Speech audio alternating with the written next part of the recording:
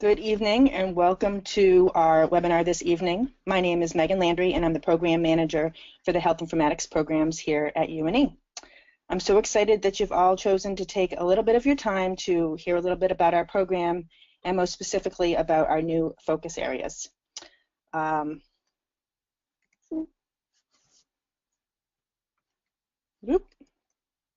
So just a little bit of housekeeping business here. We are doing a recorded webinar. So by staying on the webinar, you're accepting the fact that you're part of a recorded process that will be used for future students. Really the bulk of tonight, we're going to go through some slides, and then what we really want to do is have time for lots of questions. So at the bottom of the screen, you should be able to see the chat function and the questions, so put your things in there and we will do our best to get to all of your questions as we go through.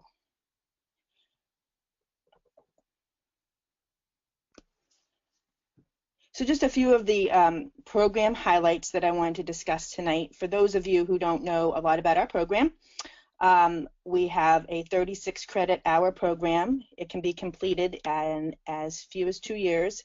It's 100% online, no campus visits required, and no GREs were required, and most recently we're so excited to talk about our new optional focus areas. Before I get going any further, I do also want to let you know that on the call with me tonight is one of my colleagues and friends, Holland Wegner, who is an enrollment counselor here at UNE, and he'll be here to answer any enrollment questions that you might have. So welcome, Holland, to our webinar this evening.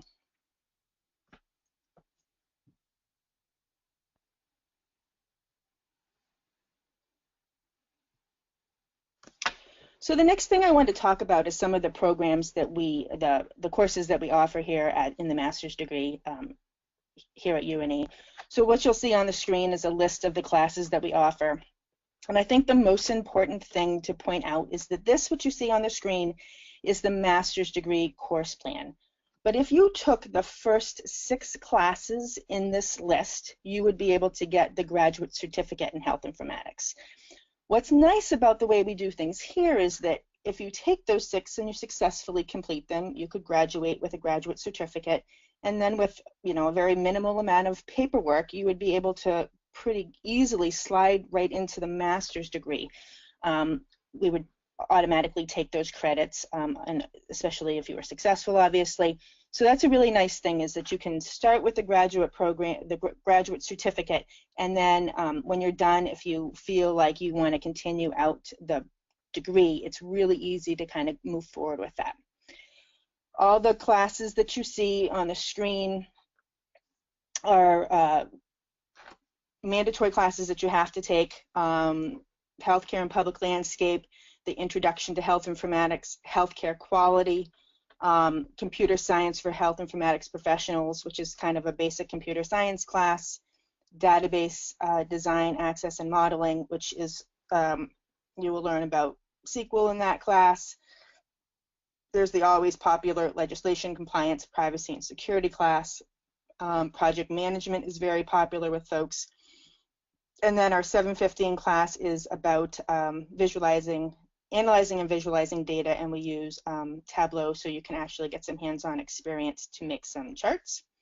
And then the last 2 classes are the final capstone project, where you would do a practicum and a paper capstone project to round out your experience here with us.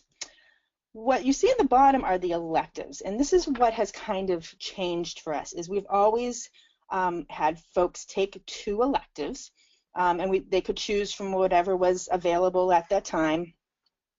But what we've done now is we've kind of made some paths for folks depending on what their specialty interests would be, and we've taken some electives and we've carved those into focus areas. So we're not adding courses, we're just kind of streamlining the electives for you. So without further ado, let me talk about our electives.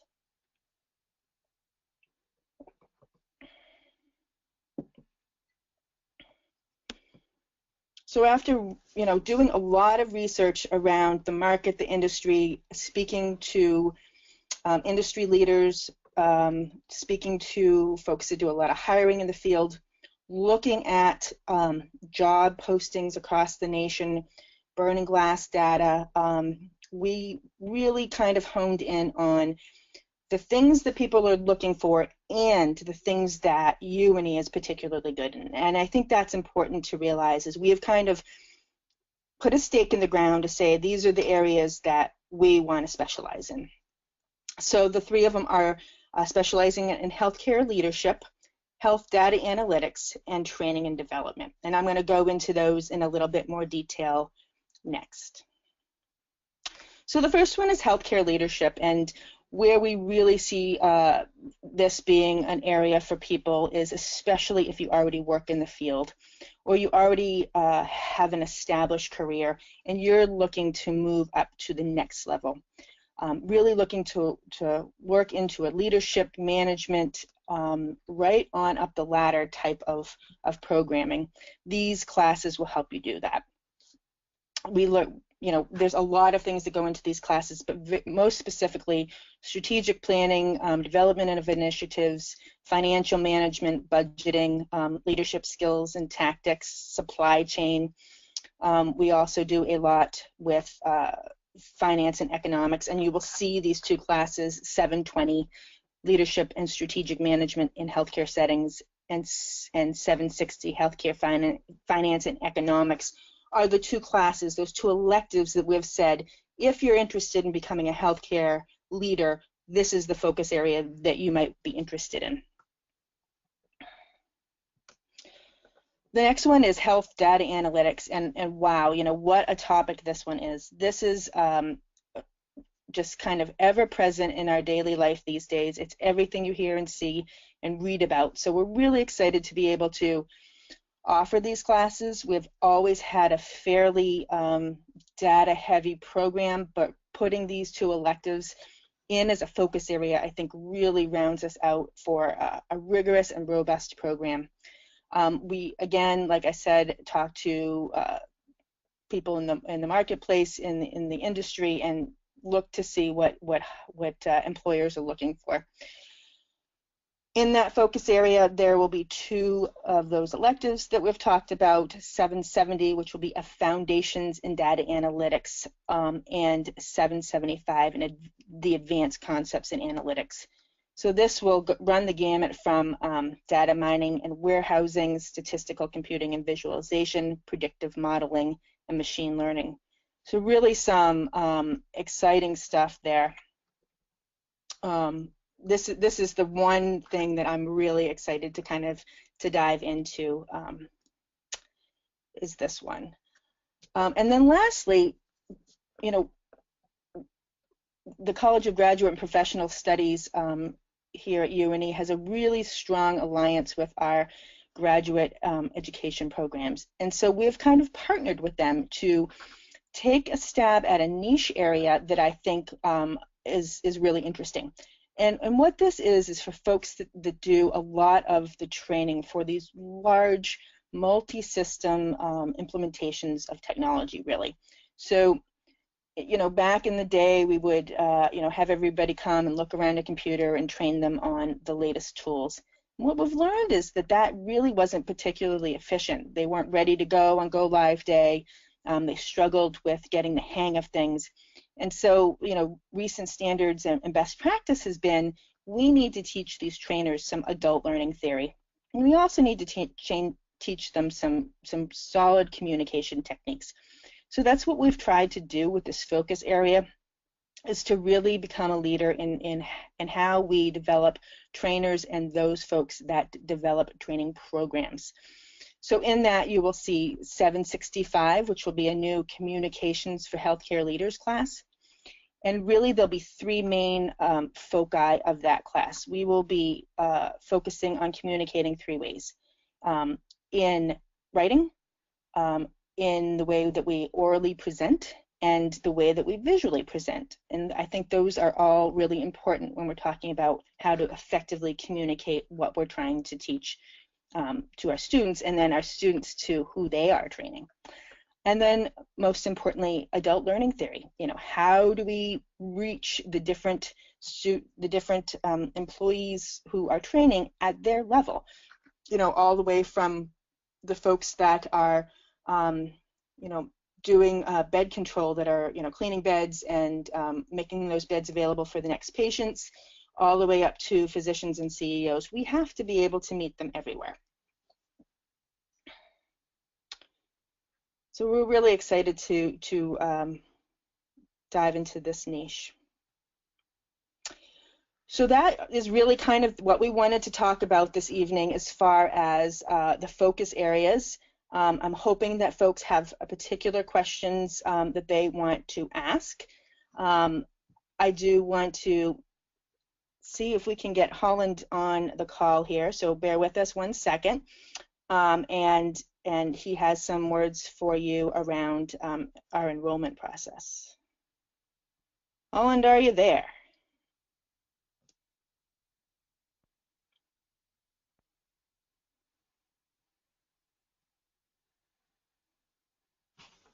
Good evening, everyone. Can everyone hear me all right? Just wanted to go ahead. Hi, Megan. How are you? Great. Just wanted to thank everyone for joining us tonight, and I do see a lot of familiar faces, so that's always good to see. As Megan said, you know, the real focus of tonight is you and your questions, but did want to run through that we are currently accepting applications for the spring. And right at the bottom of this slide here, you will see the application deadline is just around the corner, this coming Monday. So if anyone is hoping to get in for the spring, still plenty of time to do so. There are really 2 things that you're going to want to do in the next 24 hours, one of which would be to start the online application process. By following that link right on the slide, go.une.edu/apply, you'll be able to start your application there. And from there, once you get through the initial process, it's a very brief application, but you'll be able to upload all your supporting documents directly to that application portal. And the second thing you would want to do, again, within the next day here, is really request your transcripts to be sent to us. And the one that we really need is your conferred bachelor's degree from a regionally accredited institution. Obviously, if there's any additional transcripts you'd like to submit, feel free to do so, and we can submit those for consideration. But those are the 2 items that you'd really want to get on as soon as you can. The transcripts can take a couple business days to get here. We do accept both traditional snail mail paper copies as well as electronic transcripts, and the electronic transcripts will typically get there a little quicker. So if your previous school will do those, I'd suggest starting there, because those will probably get to us in the next day or 2. And of course, happy to walk you through the rest of the application process, the supporting documents, and for all those in attendance tonight, also happy to waive the $40 application fee. And please just get in touch with myself or another enrollment counselor, and we can walk you through that process as well. So from here, you know, I'll turn it back to Megan, to you. Hopefully everyone can enter in their questions or comments into the chat, and we'd be happy to address them from here. Great, thanks, Holland. I appreciate that. And it looks like we've got some questions that are starting to come through. There is the functionality to ask questions in the question box, but feel free to also engage in the chat. Holland, when you get a chance to check the questions, there's one here for you already, while we're waiting for the rest of the folks to get their questions in. I will say that while Holland's getting ready, that this is one of the most enjoyable things I do is these webinars, because I spend a lot of time working on policy and procedure and curriculum and paperwork and meetings, and so I really enjoy these nights like this where we can engage with current students, and I do notice that we have several current students on, and welcome, and potential students. So don't disappoint. Please let us know what your questions are, because we are really interested in meeting you where you are. All right, are you ready, Holland? I am, yeah. The first one I'm seeing coming through here is, are we accredited? And the answer is absolutely. We are regionally accredited here by NEASC. If you're familiar, it's the New England Association of Schools and Colleges, so very typical accreditation here in New England. Um, so you're welcome to look that up on their website as well. They have loads of information, and I always encourage people to do so when they're checking with employers if they have, specific requirements that they're looking for from their applicants, from their candidates there. Looks like the next few are for you as well, Holland. Yeah, I do have a couple more here. The additional supporting documents that we would need outside of the online application and your transcripts, which I had mentioned previously, would just be your professional resume. We do accept CVs as well. Again, all these documents can be uploaded directly to the application portal that you begin there at the bottom of the final slide. And we'd also be looking for a goal statement or a statement of purpose. And this is one in particular that Megan and the rest of the admissions committee really love to see people's passion and what drew them to their interest in the field of informatics, any practical experience that you might have. That runs 500 to 1,000 words, and the last would be your references. We do not require letters of recommendation, so we would just be looking for 3 professional references, preferably from a leadership or supervisory role. And all we'd be looking for is simple contact info for those folks, so their name, email address, number to reach them at, and a brief description of their relationship to you. So pretty streamlined, pretty straightforward. And if you do have any questions about that, again, you can reach out to me, reach out to another enrollment counselor, Jeff Nelson. We'd be happy to assist you there. All right, what else do we have? The next question looks like it's in reference to start dates, and if we have more than just the upcoming spring start date here. And the answer is yes. We're very flexible, so we have 3 start dates a year. We are currently accepting applications for both the spring and the summer. So the spring is going to start up for you on January 3rd, followed by the summer, May 2nd of 2018. We do have a fall start date, typically end of August 30th you're probably looking at. So if you are looking past the spring, you can apply for the summer as well as of now. And if you're looking further in that, feel free to contact us and we can let you know when we start accepting applications for the fall. Well, I'll go ahead and take the next one or two, Holland. So this is an asynchronous learning program. So you are able to log in and do your work at a time that is convenient for you, which is really nice. We do gear this program towards working professionals. We understand that this is designed for adults who are juggling lots of things. And so we do our best to let you do your work at your time frame. You would have requirements every week, and there might be times in that week where things are due, and we do ask you to log in a few times a week, but you would never have to log in for a class at a particular time, so you wouldn't have the scheduling issues that some programs have. And it is 100% online, so you can absolutely participate from Hawaii if you'd like.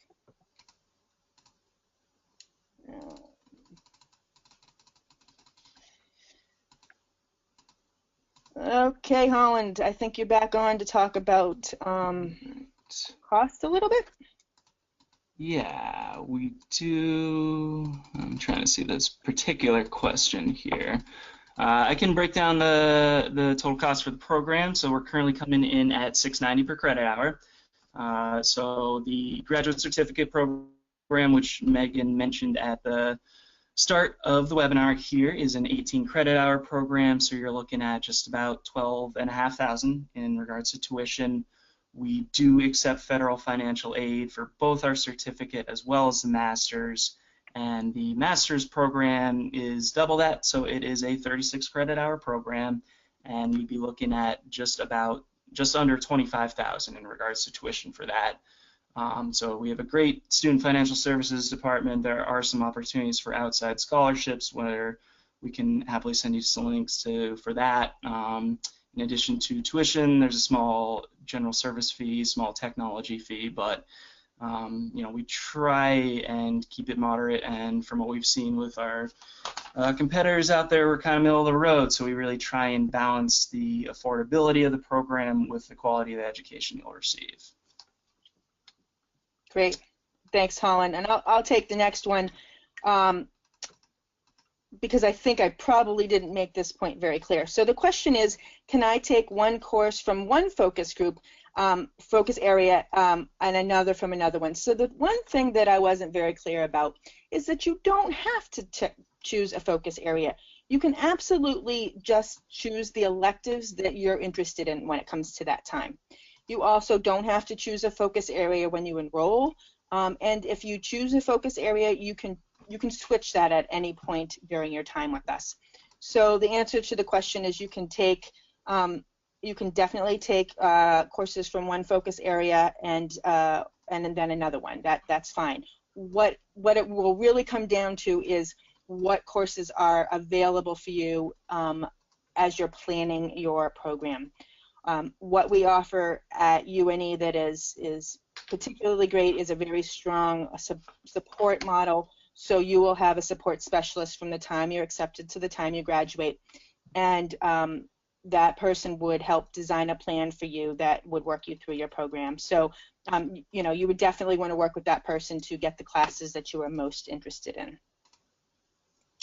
The next question is, how long are the classes? So each class runs 8 weeks, so 3 graduate credits in 8 weeks, and you take 2 of those 8-week, we call them sessions, 2 8-week sessions in a semester. All right, I do see a couple more here for enrollment, if I could jump in, Megan. Yep, good. There is one regarding the GPA. As our website states, we are looking for a GPA of 3.0 or better. However, you know, we really do take a holistic approach to the application as a whole. So, you know, we truly understand that a lot of people who are coming to pursue these certificates, to pursue these degrees, you know, have been out of school for a while, so a lot can change. So we will, in those circumstances, you know, take a look at your resume a little closer and, you know, see if you have any practical experience in the field and what else you've done for work history. We also, you know, we'll take a look at your goal statement very closely, so you really want to let your passion show through and, you know, really state your case of, you know, where you've come, you know, since those days as an undergraduate, and why you're trying to pursue this degree, and really clearly state your goals for entering into the program and what you want to do on the other end of the tunnel there. They really like to see that people are committed, you know, that they've changed over the years, and you can, you know, feel free to outline, you know, some of the tactics that you'll use to, you know, improve that GPA moving forward here. And the last thing is that we may reach out to those references, so you'll want to choose really strong candidates that can speak on your behalf, and ones that you know will represent you fully and in true color there. Great, thanks, Holland. I'll take the next one. So this is to one of my fellow nurses out there. The question is informatics a good direction for a nurse to take? What types of backgrounds do your current students have? What are some of the differences between informatics and nursing informatics?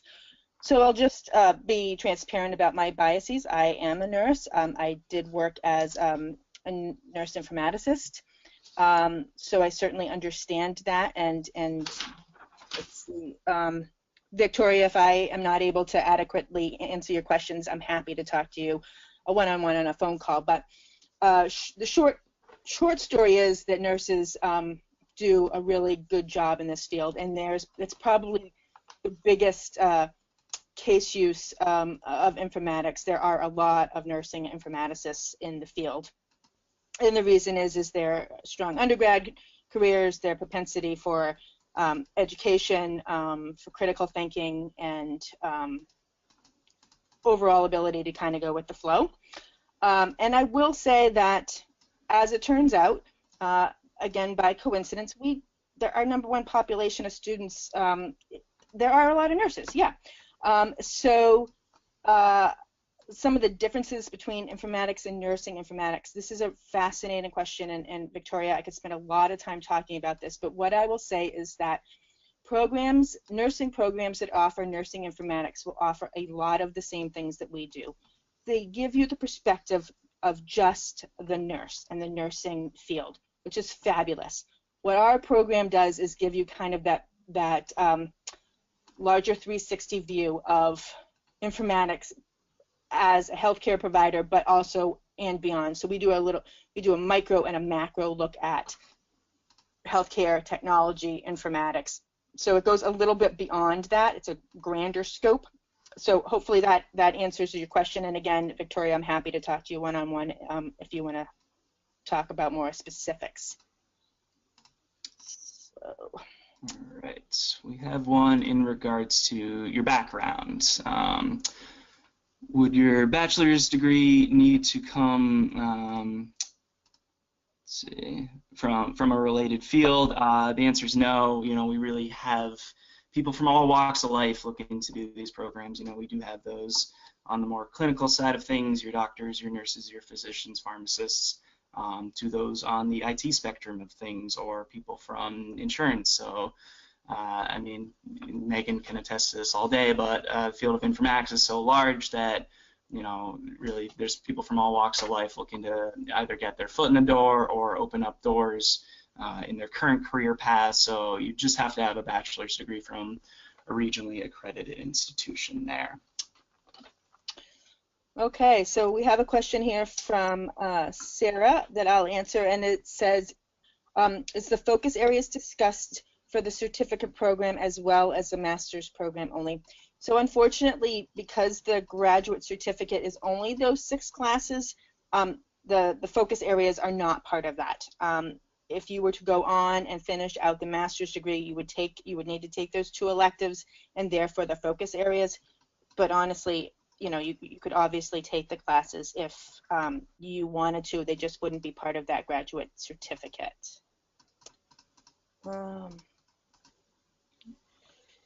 So the next question from Susan is, how much time would you say it takes per week?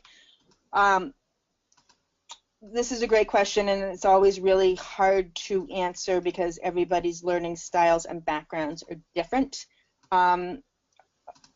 Holland, maybe you can chip in. I would say 10 to 20 hours a week, but that's just me. What are your thoughts on that? Yeah, from discussions that I've had with our student support team, as well as, you know, some of the students that are enrolled in the program, it really does vary a lot based on the course, based on the instructor, and of course the student themselves. So we typically recommend that you set aside somewhere in the realm of 15 to 20 hours to set aside per week, per course. And, you know, it's going to vary in between, but you definitely want to have enough time to dedicate to a graduate level program, just because we are an online program, doesn't take any of the rigor away from the program itself. So, you know, you really want to set that away. And I feel like from what we've heard from feedback from students is that once you do get into the program and start to get a feel for it, then it gets a lot smoother and you'll be able to plan a little more accordingly. You know, if you are working full-time, which most of our students currently are, you know, there is that option for once you get into the program. If you feel like it's a bit much, you can you know, always take a term off. We do allow for part-time study for those who you know, either from a financial perspective or from a time perspective, just can't dedicate that time and energy to the program. So you can always take you know, a couple courses here and there, so that's an option as well. And we have as I said, a great student support staff who can help as far as course mapping goes. Yep. Okay, the next one here from David is there a time limit to complete all the requirements? Holland, that might be best for you to speak to because it's pretty varied. You want to Yeah. give that one a try? Yeah. Yeah, and that kind of loops in with the part-time option. You know, these programs do need to be completed on a time and a half basis in their entirety in order to earn the degree. So for the certificate, you're looking at 2.5 years if you really need to spread it out some. And for the master's degree, over the course of 5 years to earn that degree. Great. The next question from Sarah is, what is the platform for online learning? We do use Blackboard. Good question. Thank you. All of our classes are hosted on Blackboard, which is our learning management system.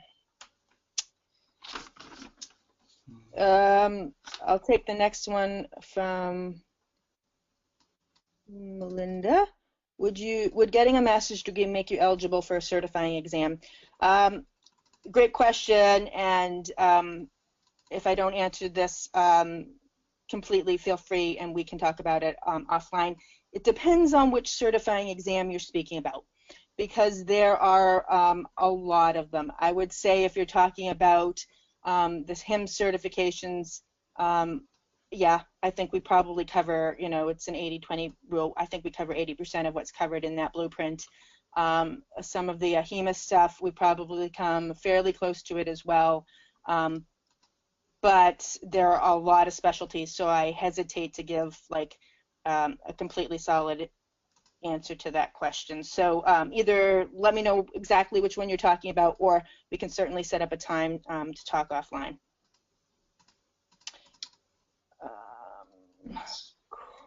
Question from Corey Holland. Maybe you can answer around scholarships. Yes, Corey, do you see that one there? We can definitely send you a link. You should be able to find out some more about opportunities for outside scholarships on our financial aid page right at UNE online. .edu. I will note that we are an online program, so we do not currently have any in-house scholarships, but we encourage everyone to explore those options. There's you know, a lot of different opportunities for you know, different payment plan options, and we have some resources that we can direct you to over at Student Financial Services that can really lay out your options moving forward. And you know, most of our students here really do utilize some form of financial aid, but there are other options as well. Great, thanks. The next one, can you do one class at a time? The way it's set up now, you would take one class at a time. You would take one 8-week session and then another 8-week session per semester. So if you think of your traditional, you know, kind of January to May college semester, you would take 2 classes in a row, 8 weeks and 8 weeks.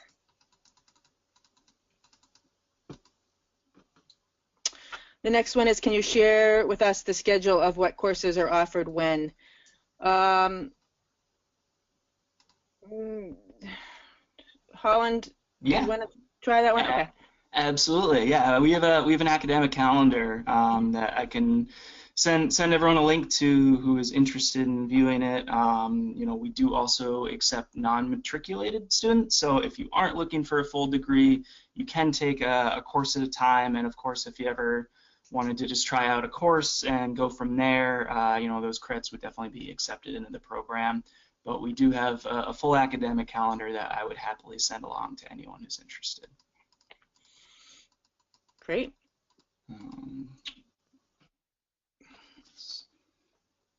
We do have another question regarding transfer credits here, and the answer is yes, we do accept transfer credits.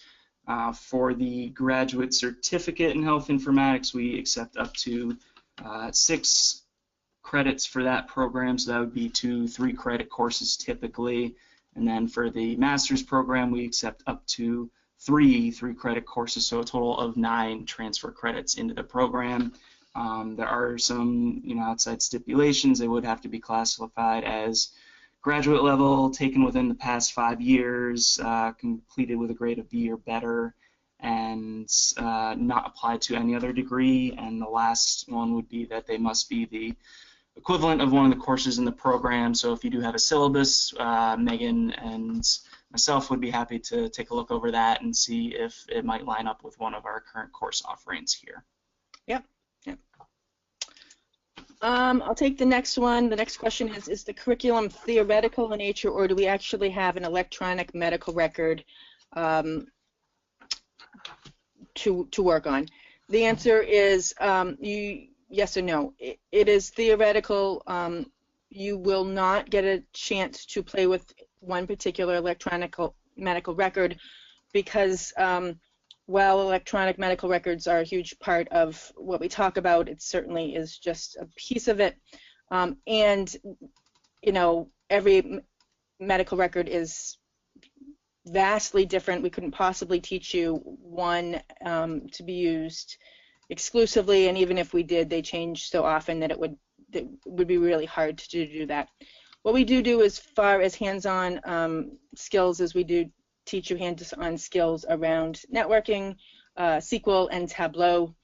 If you are interested in the data analytics focus area, you'll also be using a program called R, which will be a hands-on experience, but there is not an electronic medical record to use. Looks like I have another one here that I can help address, Megan. Okay. This one's from Christina, and she is asking, looks like in reference to international students. She's been a nurse in the U.S., and she does have a foreign BSN from an outside school from outside the U.S. The answer is yes, we absolutely accept international students and have several enrolled in the program here. The application process is identical with the exception of your transcripts. You will need to have your transcripts evaluated for, if you haven't already, for a degree equivalency of that of a 4-year bachelor's degree here in the U.S.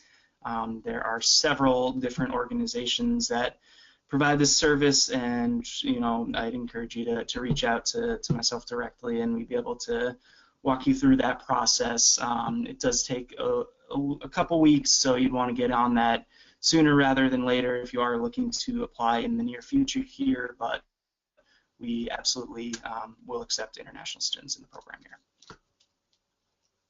Great, thanks. Next question I have is, how's grading work? Are the courses mostly exams or papers? I would say that they are mostly papers and projects. We don't do any exams because really at the graduate level, we're really looking to develop you as independent learners, so it's less about answers being right or wrong and more about thinking about why things are in general, right? Not really exams. We do a fair amount of writing, but we also do, you know, case studies, PowerPoints. We do voiceover PowerPoints. We do audio presentations. I'm occasionally asked if you ever have to be on video. You don't, if you prefer not to be. Your face, at least, your voice, yes. We try to make the assignments as interesting and dynamic as possible because we know that writing paper after paper gets a little bit old. Trying to think what else we do. We do Ignite presentations towards the end. There is one large thesis-style paper at the end of the program. And then when you take the technical classes, there are a lot of hands-on labs around doing networking in network labs, SQL programming, which is really fun. Awesome faculty there that are very dedicated. If it's not your thing and you're need a little extra support, we have some great faculty in that area. Tableau is a fun class. You know, a lot to learn in the beginning, but making these visualizations with its data is fascinating. So hopefully I answered your question. And then let's see. Thanks for all these questions. We really love them. So the next one here from Sarah. Have you seen differences in professional informatics opportunities for those nurses with graduate degrees already who opt for a certificate in the field?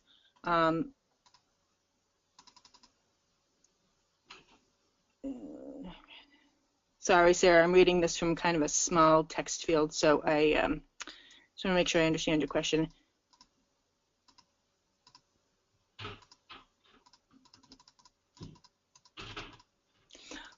Yeah, okay. So what I think you're saying is, does getting a certificate when you already have a graduate degree as a nurse make a difference?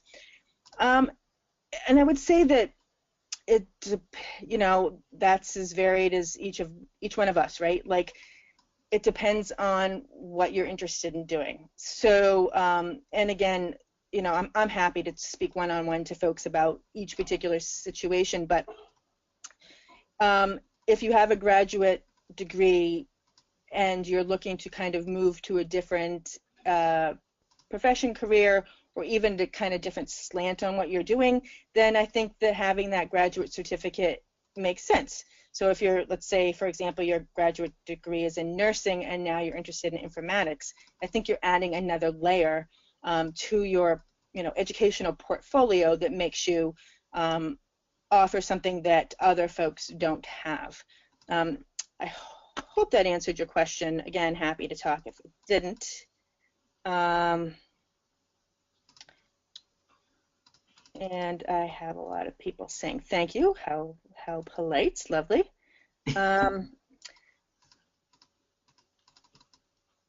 Okay, so the last question that I see here, and we'll make sure we didn't miss any because again, it is a little hard for us to see this text box, but we love the questions. I don't know anybody working in the informatics field, but I've loved my experiences with EMRs and system integration. How can I find out more information about careers in informatics? So the fact that I don't know what your experience is with EMRs and system integration, but those words to me sound like you do know people that work in the informatics field. I mean, that is part of the informatics field.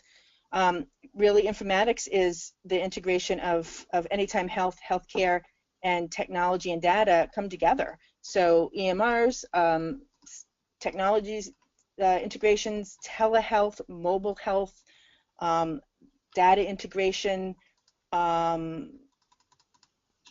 wearables. I mean, we could go on and on and on about what health informatics is. And so, we do the best we can to be, the whole micro macro concept again of it's everything, and it's very, very minute things. So we have some resources on our website around careers in informatics, and I can certainly talk to you. Holland has a lot of resources as well around careers in informatics. All right.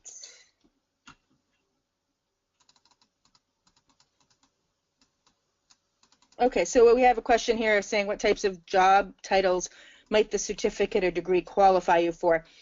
And again, we have some resources, and Holland could probably send you the link around job titles.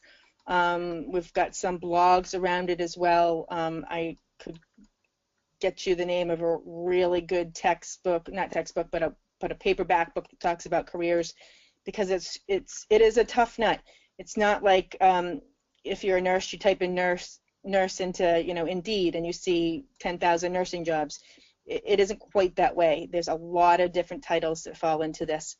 I'll throw out some things just for you to play around and think about, but things like clinical analyst, data analyst, informatics specialist, informatician, data scientist.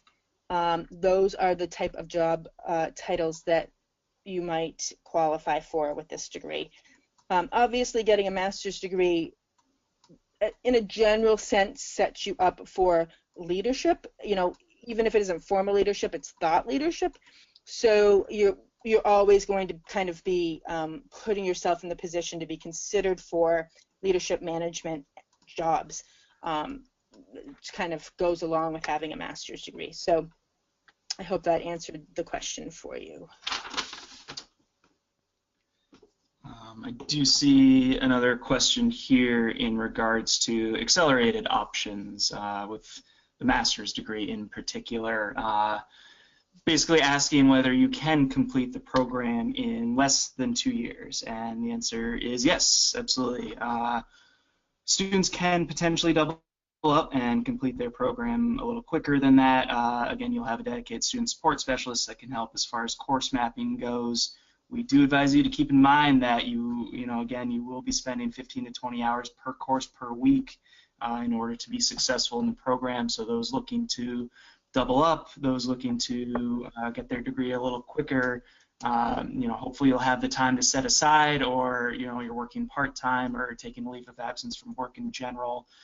But that's absolutely an option, and we do have a lot of people seeking that. Another question around, which is a great question, work credit. At the graduate level, we do not currently accept work credit. So I guess the answer is no. I will say that we have a lot of people in the program that have a similar background as you. So, we're kind of taking all of that knowledge when you're in classes with colleagues that have this type of deep experience, and sharing that with your colleagues and building on that with other colleagues. So, unfortunately, right now, we don't give work credit at the graduate level. Great question, though.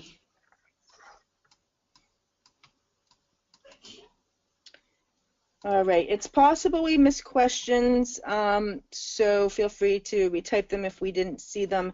And then I think we have some folks with what we call hands raised, so we can probably unmute you in a moment if you want to verbally ask your questions. But we have one more here, which is, do you guys help students find jobs after graduation? So UNE does have a career placement office that will be able to help you. Any of the professional staff, so myself as the program manager director, and our practicum coordinator, assistant manager, are all available to help with consultation around careers. We aren't going to be able to find you a job per se, because that's a pretty onerous task, right? When you are trying to look for a job, that's huge, and we certainly couldn't do that for all of our students.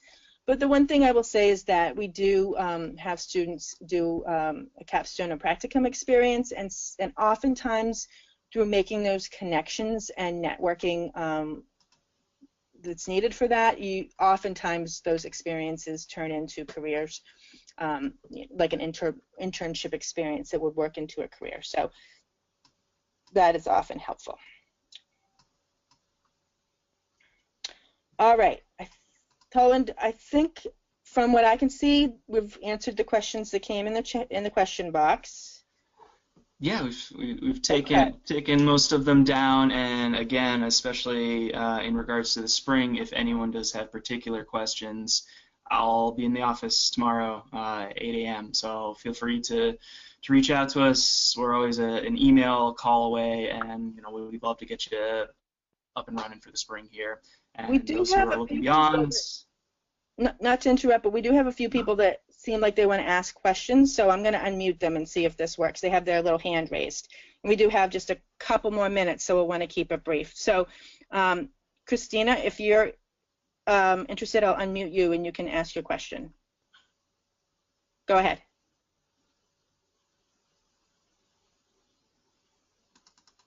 Christina, if you're still there, I've unmuted you, so you can go ahead and ask your question. I see that you have your little hand raised. All right, I've got a couple others here that look like they're interested in asking questions. So how about Melinda? I'll unmute you. Okay, go ahead. I am a nurse and I am an epidemiologist, and I'm trying to meld the two. I'm trying to figure out how this works together. How they work together, the two fields, you mean? Yeah. Yeah. Well, obviously, when you're looking at populations, the integration of technology, I mean, they almost kind of go together already, right? I mean, we informaticians are going to take data out of the, make sure that the data is quality that's going into systems, help extract it, help clean it up, help quantify it, and kind of present it, bring it down that line so that something can be done with it. So the two are kind of hand in hand as it is. This would be more around how to develop the systems that gather the data and to make sure that that data is quality data, because I'm sure you know better than anybody, we have tons of data and so much of it is not useful because of the quality. Mm-hmm. Yes, yeah. exactly it. Yeah. I'm just trying to, I'm looking at nurse informatics programs and just health informatics programs, and I mean, I've worked in the field with insurance companies and pharmaceutical companies on data. So I'm sort of trying to figure out how, and I'm trying to make it so that I can maximize my ability to work, basically. Yeah.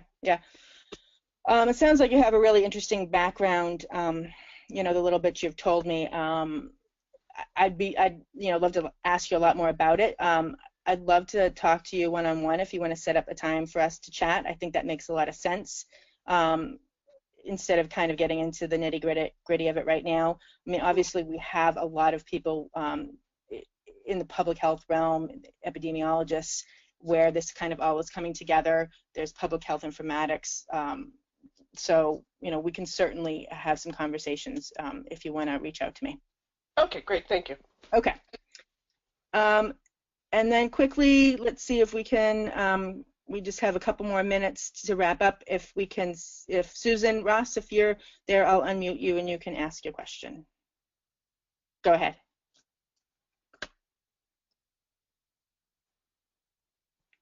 Yes, I think it's probably already been answered, just about job titles or whatever that you might search for that this certificate or degree would qualify you for. Sure, great question. And again, it's not an easy question to answer quickly because it's so varied. But things like informatician, health informatics analyst, clinical analyst, data analytics, those are all the types of jobs. Again, Susan, if you're interested in talking in more detail, based on your background, I might be able to give you a little bit more specific information if I knew your background a little bit better. So again, feel free to reach out to me. My email is mlandry6@une.edu, and you will get some follow-up information after this anyway, and Holland can certainly, or Jeff can certainly connect us, and we can have a conversation. Okay. Great. Thank you for your question. All right, folks. I think that's it. I think we've answered everybody's questions, and I appreciate everybody staying on the line and being patient with us. I think you've all heard us say a couple times now that we're happy to talk to folks about their individual situations. So as we wrap up, Holland, do you have any final words before we say goodbye? I think we said it all, I'm hoping here, and I just want to thank everyone for joining us, and again, just reach out to us. We're happy to answer questions. Megan's always there to help guide people in the right direction, and we're here to help, so don't hesitate to email, call at your convenience. Great. Thanks, Holland. And thanks, everybody, so much for taking the time out of your busy lives to spend an hour with us. I hope you found it informative. I certainly enjoy getting the questions, and I wish we had more time. But feel free to reach out to our information line and our email that you see on the screen. People can get in touch if they have those kind of specific career questions. It's always much easier for me to answer them when I know what your background is. So again, have a wonderful evening, and thanks again for joining us.